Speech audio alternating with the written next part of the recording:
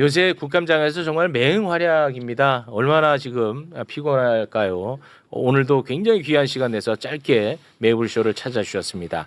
로구 여신에서 컴퓨터 강사로 거듭나고 있습니다. 박은정 의원님 박수로 맞이합니다. 네. 안녕하세요. 지난 5월 대법원에 로그 기록 내놓으라고 했다가 지금 온 국민을 로그 열풍에 빠지게 한 로그 여신 박은정입니다. 네. 지금 국감 진행 중인데 매불쇼 시청자분들 보려고 잠깐 나왔습니다. 네, 아유 진짜 활약이 대단하시더라고요. 네. 너무 고맙습니다. 우리 뭐 말 나온 김에 그 컴퓨터 강사 얘기가 나왔으니까 우리 박은정 의원님이 국정감사장에서 천대엽 대법관을 앞에다 두고 컴퓨터 강의를 하는 장면이 굉장히 또 화제가 됐습니다. 네. 자 그러면 컴퓨터 강의하는 박은정 의원의 모습 함께 보시죠.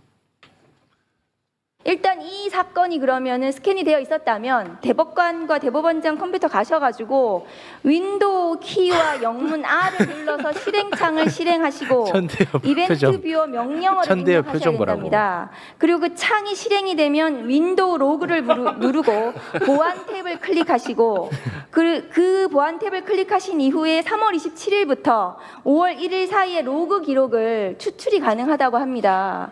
그걸 천대엽. 내주세요. 천대엽 표정. 천대엽 표정 뭐라고?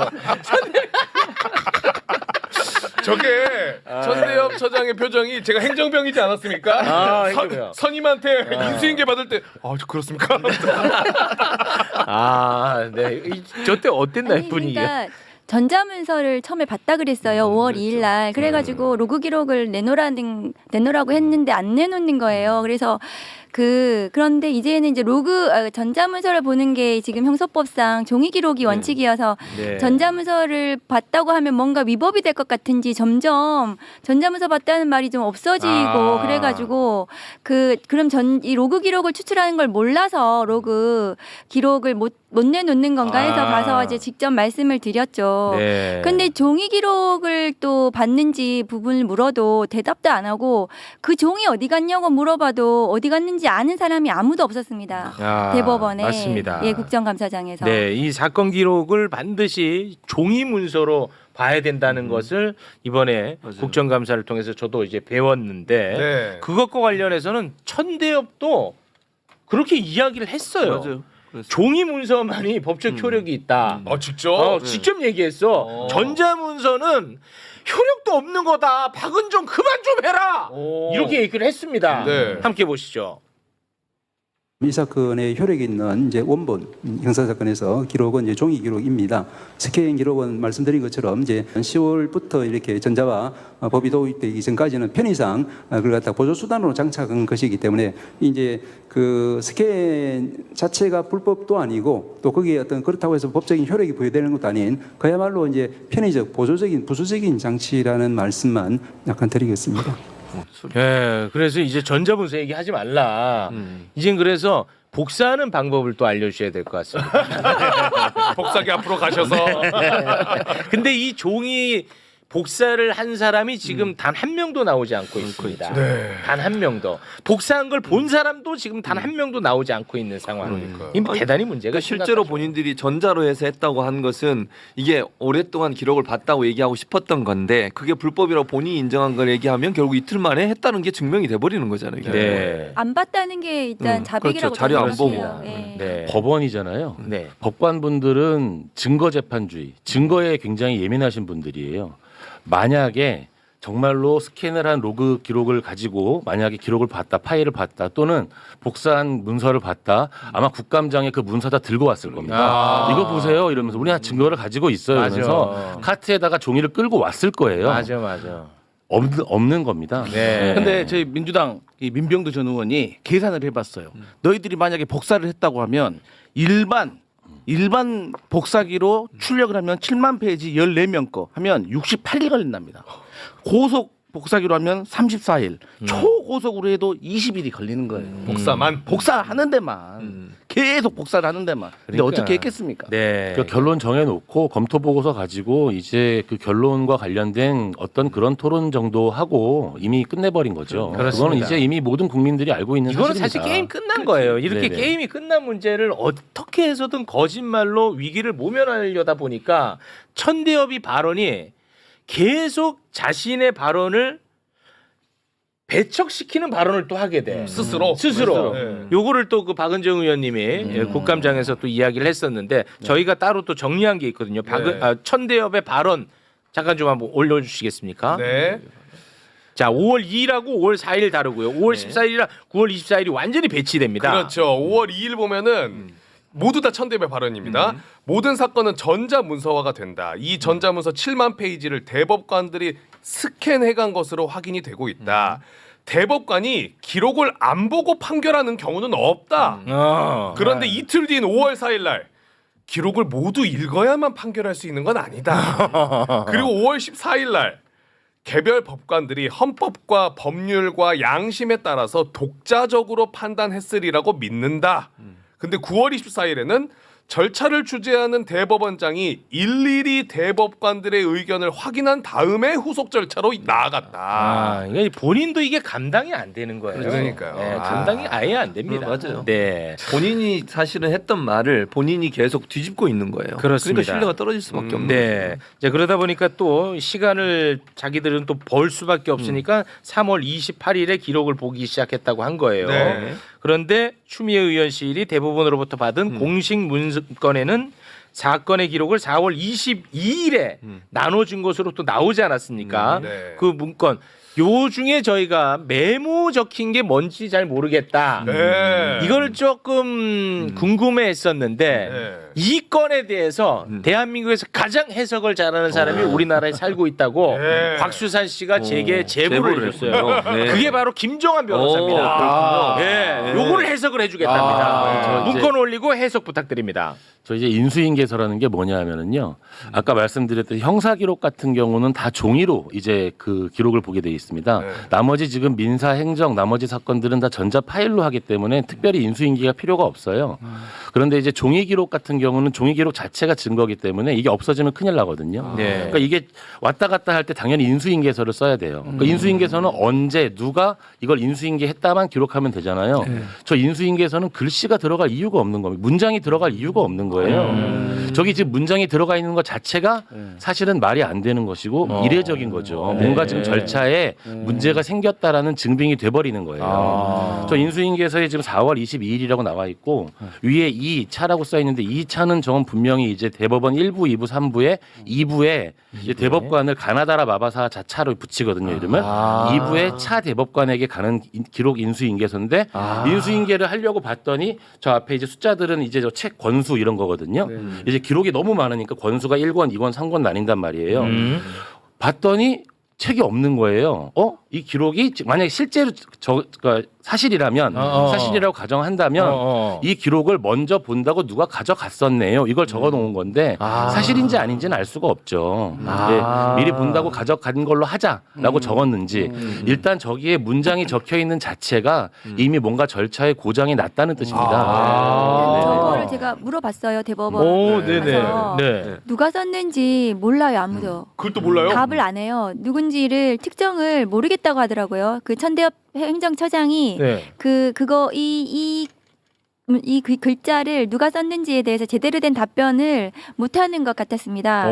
그래서 저는 의심스러워요. 이걸 우리 그 국회에 냈잖아요. 네. 이 사건 기록 인수인계서를 내면서 천대엽 행정처장이 처음에는 3월 28일부터 기록을 본 것처럼 얘기를 해야 돼. 그걸 만들어야 되기 때문에 기록이 4월 22일 전에 올라가 있다는 것을 만들기 위해서 가필한 것이 아닌가.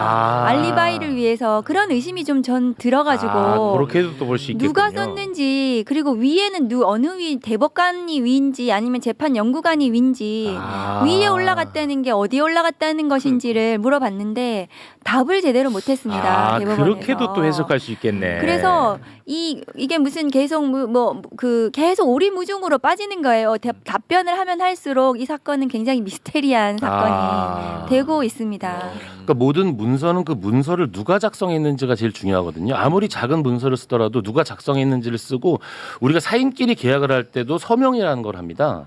그런데 지금 저 문서는 숫자랑 이런 것만 쓰여 있지 누가 작성했다라는 거에 대한 칸이 비어 있어요. 비어 있잖아요. 지금 저기 영수인 네. 자체가 비어 있어요. 그러니까 저 문서는 문서 자체의 효력도 지금 없는 거고 그냥 뭔가 서류 처리를 하기 위해 그냥 이제 넘긴 서류에다가 밑에다가 뭔가 이제 이유를 만들어야 되니까 지금 이거 기록이 이미 넘어간 겁니다라는 문장을 써놓은 거죠. 네. 얘네들 그 내부 규정에 영수인은 반드시 받게끔 되어 있더만요. 당연히 받아야죠. 당연히요. 근데 이게 없네. 없죠. 담당자가 누군지 알 수 없는 이런 문서가 어디 있습니까? 근데 저 인수인계서 자체는 원래 그동안 대법원의 그 관례 원칙대로 하면 맞는 말이에요. 왜냐하면 4월 22일 날 소부에 배당이 되고 했기 때문에 기록 인수인계를 이날 하는 건 맞거든요. 네. 4월 22일 날 네네. 소부에 하는 게 맞습니다. 그런데 나중에 문제가 되니까 3월 28일부터 대법관들이 기록을 읽기 시작했다라는 것이 되어야 되니까 이미 기록은 대법관들한테 갔다라는 그런 취지로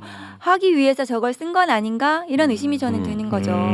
사후 문건 조작 아니에요? 그러니까 그게 4월 22일 날 기록이 간 게 맞는데 근데 왜 기록이 먼저 올라가 있다고 해야 됐는가? 그게 저는 의심스러운 상황인 거죠. 그러니까 뭐 어찌됐든 이게 이래저래 다 문제인 거야. 굉장히 이례적인 겁니다. 결국 이례적이죠. 본질로 돌아가면 이 재판 진행 자체가 굉장히 이례적이었다. 일반적 재판 절차와는 달랐고 뭔가 저렇게 뭔가 문장을 써가지고 막 이렇게 해명을 해야 될 만큼 하여간 이 재판 진행 자체에 고장이 있었다 이런 뜻으로 해석을 해야죠. 네. 그 두 분이 말씀이 맞다면 대법원 입장에서도 이게 잘못됐다는 걸 인정하는 꼴이 되는 거죠. 그렇죠. 이렇게 처리한 게 네. 이 대법원 입장은 그러니까 이 사건은 자동으로 전원 합의체의 심리 사건이라는 거예요. 모든 네. 사건은 접수되면 무조건 다 전합이라는 거예요. 네. 그래서 제가 그랬죠. 그러면 작년 한 해 그 대법원에 접수된 24,044건 전부 다 자동 전합이 되면 그 사건들도 기록을 접수되자마자 받는지 그 자료도 내놓으라 그랬어요. 제가. 네. 근데 그 전압으로 된 게 그 0.1%도 안 네, 되는 거 아니에요? 얼마죠? 한 해에 10건 미만 10건 네. 남짓이라고 합니다. 24,000건 중에서. 네, 0.1%도 안 돼. 그게 어떻게 자동으로 모두가 전합이 된다고 볼 수 그러니까 있습니다. 이래저래 다 말이 안 됩니다. 네. 네. 큰일 났네. 빨리 가셔야 되기 때문에 예, 요 정도로 일단 잠깐 좀 조의대 관련해서 이렇게 좀 정리를 좀 해보고요. 네. 이거 굉장히 중요한 포인트가 하나가 있는데 이거는 종편 애들은 아예 처음 듣는 얘기일 거야. 뭐요? 이 진짜 중요한 거 나왔습니다. 이 오늘 어떻게 보면 제일 중요한 이슈. 윤석열이 계엄 선포한 직후에 대법원이 대법관들하고 간부들이 모여서 회의한 거는 알고 있죠. 예. 근데 회의 내용이 안 나와서 우리가 그걸 따져 묻기가 좀 애매했었습니다. 그랬죠. 그런데 이와 관련해서 국정감사장에서 엄청난 장면이 하나가 연출이 됐는데 이게 지금 전혀 이슈가 안 되고 있어요. 뭐예요?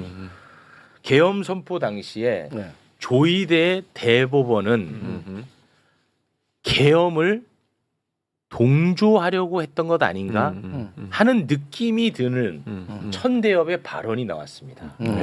예, 일단 그 장면 우리 종편 수기들 같이 함께 보겠습니다. 그날 법원도 긴급회의를 열었어요. 법원은 왜 긴급회의를 열었죠?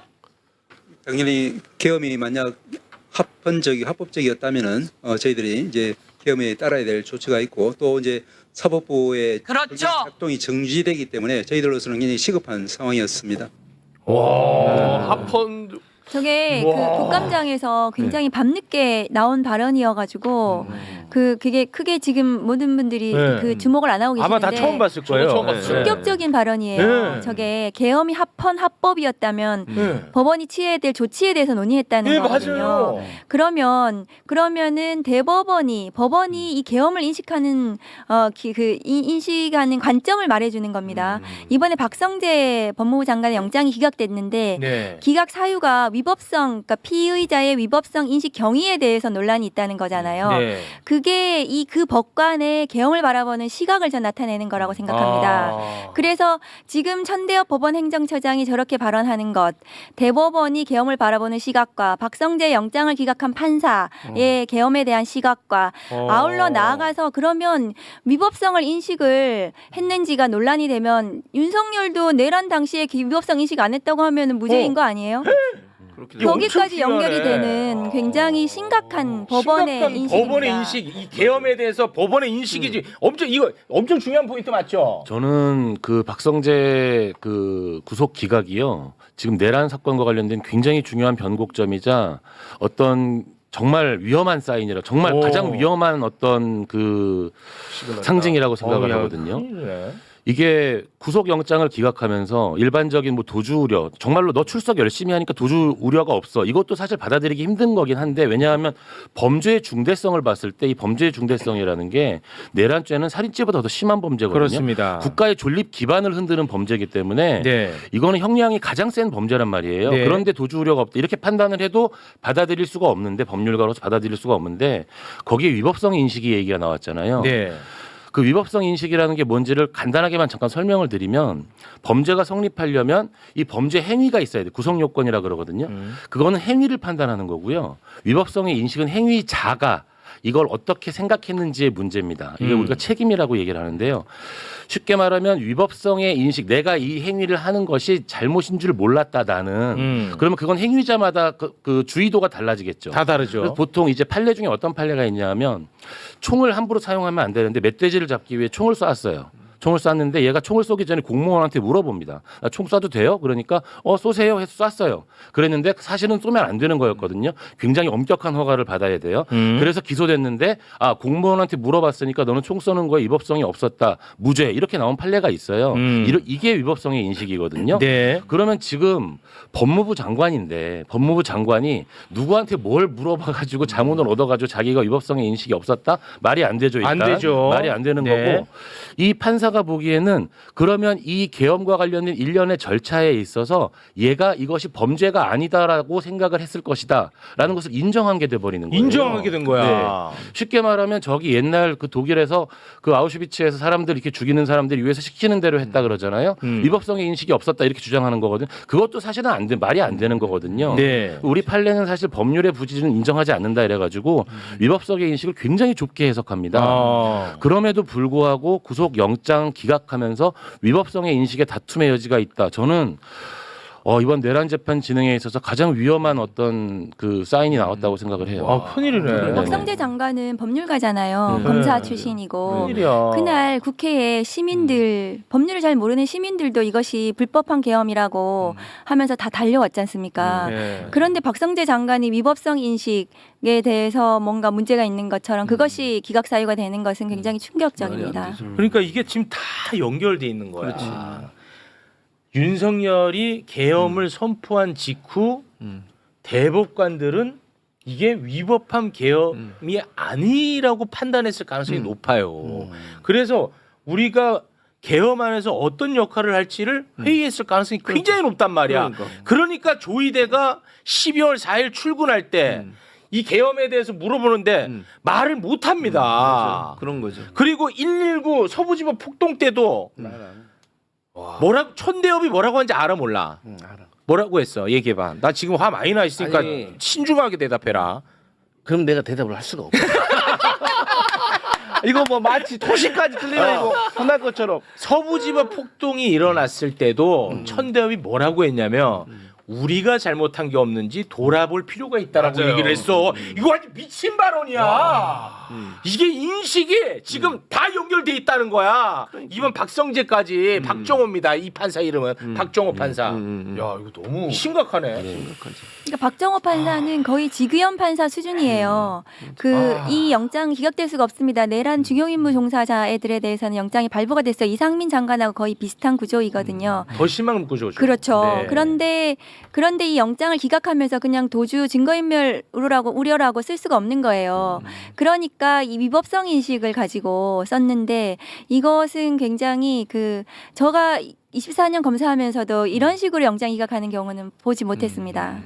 결국 이제 문제는 이게 전체적으로 내란 재판에까지 영향을 미칠 그렇죠. 수 있고 그게 걱정이 심지어는 되는 거죠. 윤석열 재판까지 영향을 미칠 수 그럼요. 있다는 게 그렇죠. 문제고 네. 더 황당한 건 이 대법관인 이 천대엽 이 행정처장이 한 말이 합법적이었다면 말이 나오면 안 되는 거예요. 그렇지. 법 전문가잖아요. 우리나라의 가장 높은 대법원의 법관이에요. 맞아. 법관이 그 당시에 계엄 선포는 불법적이라고 왜 모르냐고 일반인도 아는데 근데 이런 발언을 했다는 것은 대법원의 기류가 이랬다는 거니까 대법원이 얼마나 위험하냐는 거예요. 지금. 그러니까 이런 거예요. 근데 송미령 장관이 와가지고 지금 뭐 비상계엄 한다고 우리 국무회의 비상계엄 때문에 하는 거야? 어떻게 되는 거예요?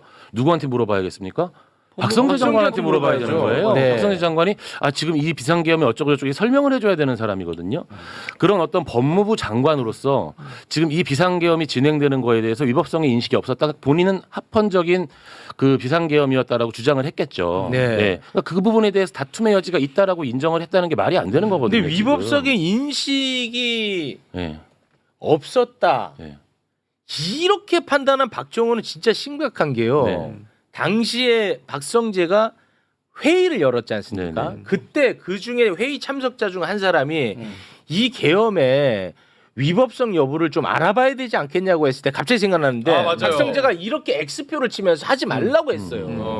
맞아. 하지 말라고 했다고 얘는 인식이 완벽하게 있었던 아이라니까요. 그러니까요. 야, 이거 큰일 났네 근데.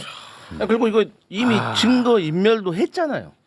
박성재가 많이 했죠. 예, 많이 했어요. 많이 했잖아요. 네. 예, 그러니까 3,600명. 원래 증거 인멸 우려만 있어도 이거 구속을 시키는 건데 네. 증거 인멸을 이미 해버렸는데 문건을. 야, 이게 위법인지 아닌지 그 판단도 못하는 사람이 그 많은 지시를 이동하면서 막 내리고 합니까? 네, 그 많은 맞습니다. 지시는 당연히 법무부 장관으로서 인식이 있고 정보가 있고 뭔가 똑똑하게 얘기를 했겠죠. 그러니까 그 당시에는 계엄이 해제되기 전인 거예요. 대법원에서 회의를 할 때와 그다음 법무부에서 회의를 할 때는 국회에서 계엄을 해제하기 전이었을 거 아닙니까? 그러니까 이게 계엄이 계속 유지되는 경우를 상정하고 네. 회의를 했다면 이 사람들은 굉장히 위험한 내란의 중요임무 종사로 볼 수도 있지 않는가. 네. 그 박상희 장관의 경우에는 이미 다 드러났고요. 그럼 대법원은 뭐 했는가? 저는 그걸 또 주목해봐야 된다고 생각합니다. 네. 좀 시간이 없는데 네, 지금 이렇게 그 중요한 얘기를 나눠도 부족할 판에 종편에서는 지금 주진우 의원이 뭐만 문제 제기하면 그것만 다뤄요. 주진우 의원이 이번에 또 사진을 하나 올린 게 있는데 이것 갖고 지금 완전히 물타기 들어갔거든요.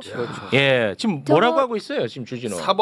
사법부를 짓밟는 상징적인 장면이다. 제가 설명을 좀 드리고 네. 싶은데 전날 우리가 대법관 증언을 한다고 하니까 법관당 75평이 필요하다고 해가지고 대법관 집무실을 보겠다고 해서 간 거예요. 네. 그랬는데 저 대법정 간 것은 천대엽 법원 행정처장이 그 법원에서 지금 주장하는 건 대법관 4명만 늘려달라는 거예요. 네. 그래서 법정을 좀 보여드리겠다고 먼저 제안한 겁니다. 그래서 저희가 갔는데 법대에 왜 올라갔냐 하면 법대에 12명의 법관 자리가 있어요. 대법관 자리가. 근데 양옆에 2명씩 그 빈 자리가 있어요. 그러니까 4개가 거기에 4명이 증가되면은 거기 앉으면 된다는 걸 보여주기 위해서 거기에 가서 저희가 본 거예요. 2명씩. 그래서 4명을 늘리면 됩니다. 이렇게 설명하는 과정에서 본 겁니다. 그러니까 우리가 가려고 했던 것도 아니고 법원 행정처에서 안내 받아가지고 가서 실제로 눈으로 본 거예요. 원래는 집무실 보려고 갔는데 평수 때문에 저기에 간 건데 주진우 의원이 저런 식으로 저렇게 왜곡해서 하는데 저것이 모든 보수 언론과 종편에서 저것을 문제 삼고 저것만 있는 얘기하고 거예요. 있어요. 두 사람한테 네. 제가 오늘 물어봤거든요. 뭐 하냐고. 이것만 해. 그러더라고요. 근데 그 주진우 의원이 저 사진을 찍은 거예요? 저 사진을 누가 찍었는지는 아마 국민의힘 보좌진 중에 누가 찍었는지는 모르겠습니다. 그런데 저렇게 사진을 찍어서 저 사진을 왜곡시킨 겁니다. 저것을. 그랬구나. 국민의힘 친윤 검찰의 굉장히 전형적인 언론 플레이라고 보시면 됩니다. 이거 몰랐지? 아니 저는 뭐라 그랬냐면 어. 국정감사 저 10번 해봤어요. 네. 근데 보면 다 이 현장 검증을 하게 되면 먼저 피감기관에서 이 로드맵을 다 짜옵니다. 그래서 거기다 다 협의를 하는 거지 무조건 국회의원들이 갑자기 보다가 여기 괜찮네 갑시다 이렇게 안 해요. 왜냐 한두 명 있는 것도 아니고 그리고 중요한 것은 뭐 법대에 올라서 뭐 사법을 짓밟았다는 네. 표현 자체가 맞아. 그게 잘못된 거죠. 네. 법대에 올라가면 안 됩니까? 그러니까 그 얘기를 왜 하고 안 싶은 돼? 거예요. 그리고 아니 뭐 일반 국민이 뭐 국회 본회의장 들어가 보면 안 됩니까? 맞아요. 그렇지. 왜냐하면 저희가 16명을 늘리면 그 대법정의 평수가 부족하잖아요. 대법관들이 앉는 뭐 자리. 그렇긴 하겠죠. 그런데 자기들은 4명만 필요하다는 거예요. 지금 이걸로 충분하다. 왜냐하면 양쪽에 2명이 다 있으니까 그걸 설명하는 과정에서 이제 보면은 법대에서 볼 수밖에 없는 거예요. 전체 평수라든가 이런 것들이. 그래서 네. 보게 된 겁니다. 아니 천대현 만약에- 입장에서는 본인한테 유리한 거를 네. 보여주려고 더 늘어나면 거죠. 의자를 좀 작은 걸로 하면 됩니다. 맞아. 목욕탕 의자. 네, 저렇게 의자가 클 필요가 없어요. 네. 아니 그러니까 아니, 법대에 네. 올라가는 게 아까 이렇게 예. 변호사님 똑같은 얘기를 하려고 그랬는데 종편에 내가 그랬어요. 이걸 또 물어보길래 아니 내가 목사인데 예전에는요 강대상이라고 이렇게 목사가 설교하는 장소에 예전에는 거의 못 올라가게 신성한 장소라고. 요즘은요 거기 가서 춤도 추고 공연도 하고 난리 쳐요. 예배할 때만 거기 그냥 목사가 쓰면 되는 거야. 그게 뭔데요? 법대 올라가면 안 돼요? 재판하고 있어요? 재판할 때 올라가면 안 되죠? 비어 있는데 올라가면 뭐가 문제인데 대체? 그 맞습니다. 장소가 뭐 신성해? 네. 무슨 말도 안 되는 소리를 하고 있어요. 네, 고맙습니다. 뭔 소리야? 자, 지금 시간이 이제 없으셔서 두 분과는 여기서 인사를 좀 빠르게 나눠야 될 것 네. 같습니다. 아, 오늘 제가 한 가지만 더 한 가지. 말씀드리고 네. 싶은 게 이번에 이제 내란 재판에서 그 CCTV가 나왔잖아요. 결정적으로. 맞습니다. 그걸 어디서 확보했냐면은 경찰 국수본에서 네. CCTV를 확보했습니다. 그러니까 검찰 특수본에서는 그걸 못했어요. 그러니까 경찰이 이 내란 수사를 잘했습니다. CCTV 확보를 하고 그러면서 이게 이 위증한 거 이런 것들이 풀리고 이 내란의 국무위원들이 어떻게 맞습니다. 나쁘게 했는지가 나왔잖아요. 그래서 경찰 수사권에 대해서 수사 능력에 대해서 계속해서 지금 못한다고 하시는 것에 대해서 다시 한번 바라봐 보셔야 된다. 네. 그 말씀 드리고 싶어요. 아니 이거 검사가 계속 수사를 해왔으니까 검사가 수사를 잘하겠지. 그럼 경찰이 앞으로 계속 수사하면 경찰이 잘하겠지. 지금도 잘해요. 네, 두 분과는 여기서 인사 나누겠습니다. 박은정 의원님, 김종환 변호사 두 분 대단히 고맙습니다. 감사합니다.